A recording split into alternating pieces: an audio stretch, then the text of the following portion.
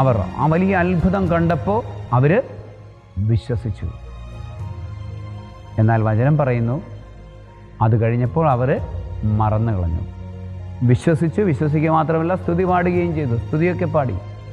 പക്ഷേ കുറച്ച് കഴിഞ്ഞപ്പോൾ തന്നെ അതെല്ലാം മറന്നു കളഞ്ഞു. മാത്രമല്ല, അവർ പിന്നീട് ദൈവത്തിൻ്റെ ഉപദേശം തേടി. ഇത്രമേൽ അതിശക്തനായ ദൈവമാണ് തങ്ങളുടേത് എന്ന് അവർ വിശ്വസിച്ചു, സ്തുതി പാടി.